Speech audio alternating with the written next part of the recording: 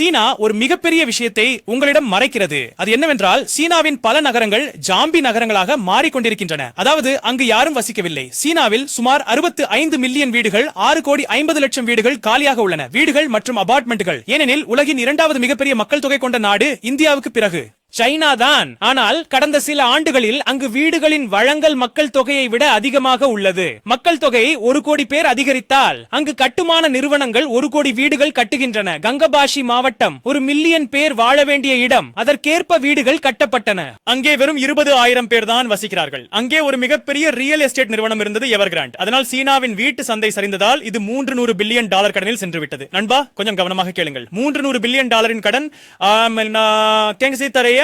அந்த அளவுக்கு கடன். அதனால் அந்த நிறுவனம் திவாலாகிவிட்டது. 8 லட்சம் மக்கள் அவர்கள் வாழ்க்கையின் பணத்தை வீடு வாங்குவதில் முதலீடு செய்தவர்கள் அவர்களுக்கு கிடைக்கவில்லை. ஏனெனில் திட்டமே நிறுத்தப்பட்டது. அதாவது சீனாவின் முழு வீட்டு மற்றும் ரியல் எஸ்டேட் சந்தை நிலைமை மிகவும் குழப்பமாக உள்ளது இப்போது. மற்றும் இந்த விஷயங்களை சீனா எப்போதும் பத்திரிகையில் வெளியிட அனுமதிக்கவில்லை, அங்கு பொருளாதாரம் பாதிக்கப்படாமல் இருக்க. இந்த நிலையை பார்த்து எனக்கு ஒரு விஷயம் நினைவுக்கு வருகிறது. அதாவது கட்டிடங்கள் கட்டப்படுகின்றன. யாரோ சரியாக கூறியுள்ளனர், வானத்தின் மேல் எல்லையற்ற வீடுகள் கட்டப்படலாம். நாம் நிலத்தை பற்றி பேசுவதை நிறுத்தினால் காற்று இடத்தை பயன்படுத்தும் அபார்ட்மெண்ட்டுகள், அதில் மக்கள் தொகை எவ்வளவு அதிகரித்தாலும் கட்டிடக்காரர்கள் மிகுந்த அளவில் கட்டலாம். ஏனெனில் கட்டுவதற்கு காற்றுதான் தேவை. இதுதான் நடக்கிறது. வீடுகளின் தேவை எவ்வளவு இருக்கிறதோ அதைவிட பல வீடுகள் கிடைக்கின்றன. அதனால் சீனாவில் வீடுகளின் விலை நாளுக்கு நாள் குறைந்து கொண்டிருக்கிறது. வருமானத்தை நீங்கள் பார்க்கலாம், அது குறைவாகவே உள்ளது. இந்திய மக்கள் பார்த்து ஆச்சரியப்படுவார்கள், வீடுகளின் வருமானம் குறைவாக உள்ளது. நம்முடைய இந்தியாவில் விலை எப்போதும் அதிகரித்துக் கொண்டே இருக்கும். லைக், சப்ஸ்கிரைப் செய்ய மறக்காதீர்கள்.